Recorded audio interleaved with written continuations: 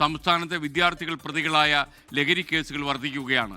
5 വർഷത്തിനിടെ വിദ്യാർത്ഥികൾ പ്രതികളായത് 1634 കേസുകളിൽ. 8 മാസങ്ങൾക്കിടെ 312 കേസുകളാണ് രജിസ്റ്റർ ചെയ്തത്. 2024 379 കേസുകളിൽ വിദ്യാർത്ഥികൾ പ്രതികളായി. 24 പ്രൈം ടൈം ബ്രേക്കിംഗ്. ഇത് കണ്ണ് തുറപ്പിക്കേണ്ട വാർത്തയാണ്. MG പ്രതീഷ് ചേരുകയാണ് തിരുവനന്തപുരത്ത്. പ്രതീഷ്, ഇതിൽ മയക്കുമരുന്നിന് അടിമയായ കുട്ടികളുണ്ടാകാം, മയക്കുമരുന്നിൻ്റെ കാരിയേഴ്സ് ഉണ്ടാകാം. ഇങ്ങനെയുള്ള കാര്യങ്ങളൊക്കെ നമുക്ക് നമ്മുടെ 30 ദിവസം നടന്നപ്പോൾ മനസ്സിലായ വസ്തുതകളാണ്. പറയൂ. SKN തീർച്ചയായും സ്കൂൾ കോളേജ് ഇടങ്ങളിൽ ലഹരി മാഫിയ സംഘങ്ങൾ പിടിമുറുക്കി എന്നുള്ള കാര്യം വസ്തുതയാണ്. SKN സൂചിപ്പിച്ചതുപോലെ തന്നെ ഈ വിദ്യാർത്ഥികളെ ഇരകളാക്കിയും ഈ ലഹരിയുടെ ക്യാരിയറുകളാക്കിയുമാണ് ഈ ലഹരി മാഫിയ സംഘങ്ങൾ സംസ്ഥാനത്താകെ വിലസുന്നത്.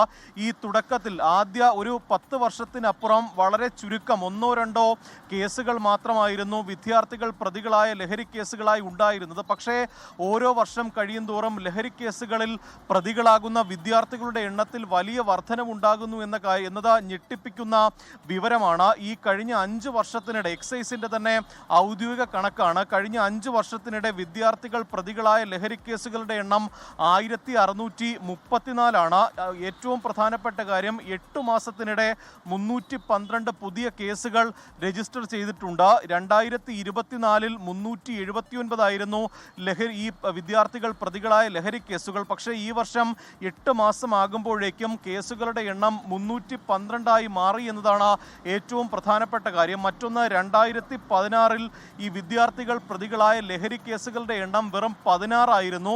പക്ഷേ ഈ ഒരു 9 വർഷത്തിനിപ്പുറം 15 ഇരട്ടിയാണ് ഈ വിദ്യാർത്ഥികൾ പ്രതികളായ ലഹരി കേസുകളുടെ എണ്ണത്തിലുണ്ടായ വർധനവായി പറയുന്നത്. മാത്രമല്ല, ഈ എക്സൈസിന്റെ തന്നെ കണക്കുകൾ പരിശോധിക്കുമ്പോൾ ഈ 300-ന് മുകളിൽ കേസുകൾ രജിസ്റ്റർ ചെയ്യുമ്പോഴും വളരെ കുറച്ച് വിദ്യാർത്ഥികൾ അല്ലെങ്കിൽ കുറച്ച് പ്രതികൾ മാത്രമാണ് നിയമപരമായ നടപടികൾ നേരിടേണ്ടതായി വരുന്നത്. അല്ലെങ്കിൽ ഈ കേസുകളിൽ ശിക്ഷിക്കപ്പെടുന്നത് കുറച്ച് വിദ്യാർത്ഥികൾ മാത്രമാണ്. അതുകൊണ്ട് തന്നെ ആ പഴുതാണ് ഈ ലഹരി മാഫിയ സംഘങ്ങൾ ഉപയോഗിക്കുന്നത്. വിദ്യാർത്ഥികളെ ക്യാരിയറാക്കി മാറ്റിയാൽ വളരെ പെട്ടെന്ന് തന്നെ അല്ലെങ്കിൽ കർക്കശമായ നടപടികളിൽ നിന്ന് ഒഴിവാകാം എന്നുള്ള ഒരു പഴുതായിരിക്കാം പ്രധാനമായും ഈ മാഫിയ സംഘങ്ങൾ ഉപയോഗിക്കുന്നത്. കണക്കുകൾ പരിശോധിക്കുമ്പോൾ തന്നെ മനസ്സിലാകും. ഈ വർഷം 312 വിദ്യാർത്ഥികൾ ലഹരി കേസിൽ പ്രതികളായെങ്കിൽ അതിൽ ശിക്ഷിക്കപ്പെട്ടത് വെറും 49 പേര് മാത്രമാണ്. കഴിഞ്ഞ വർഷം 379 പേർ പ്രതികളായെങ്കിൽ 52 പേർ മാത്രമാണ് ശിക്ഷിക്കപ്പെട്ടത്. അതായത് അതിൻ്റെ ഒരു 4/1 മാത്രമാണ് ഈ ശിക്ഷിക്കപ്പെടുന്ന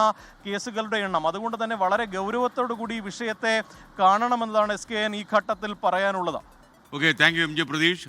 മറ്റൊരു കാര്യം, വളരെ പ്രധാനപ്പെട്ട കാര്യം അടിവരയിട്ട് പറയാനുള്ളത്, ഈ ലഹരി കേസിൽ പ്രതിയാകുന്ന കുട്ടികളിൽ ചെറിയ പ്രായമുള്ള കുട്ടികൾ വരെയുണ്ട്. 2ാം ക്ലാസ്സിൽ പഠിക്കുന്നവരും 4ാം ക്ലാസ്സിൽ പഠിക്കുന്നവരും 6ാം ക്ലാസ്സിൽ പഠിക്കുന്നവരും ഒക്കെ ഉള്ള കുട്ടികൾ ഇതിനകത്ത് പ്രൈമറി UP ക്ലാസ്സുകളിലൊക്കെ പഠിക്കുന്ന കുട്ടികൾ ഇത്തരം രാസലഹരി പ്രയോഗത്തിലൊക്കെ പ്രതികളാകുന്നൊരു സാഹചര്യം കേരളത്തിൻ്റെ ചില പ്രദേശങ്ങളിൽ നിലനിൽക്കുന്നു എന്നത് നമുക്ക് തന്നെ ബോധ്യപ്പെട്ട കാര്യമാണ്. വീട്ടിലുള്ള രക്ഷകർത്താക്കളും മാതാപിതാക്കളും അതുപോലെ തന്നെ അധ്യാപകരും കൂടുതൽ ഈ കുട്ടികളുടെ കാര്യത്തിൽ ശ്രദ്ധ വയ്ക്കണം. കേരളത്തിലെ സ്കൂളുകളിൽ 1400 സ്കൂളുകൾ ഹോട്ട്സ്പോട്ടാണ് എന്ന കാര്യവും നമ്മൾ മനസ്സിൽ വയ്ക്കുക. ലോകത്തെവിടെയായാലും ഏത് സമയത്തും 24 വാർത്തകളും ഓഗ്മെന്റഡ് റിയാലിറ്റി പാക്കേജുകളും എക്സ്പ്ലെയിനറുകളും വിശദമായി കാണാൻ ഞങ്ങളുടെ YouTube ചാനൽ നിങ്ങൾക്ക് സബ്സ്ക്രൈബ് ചെയ്യാം.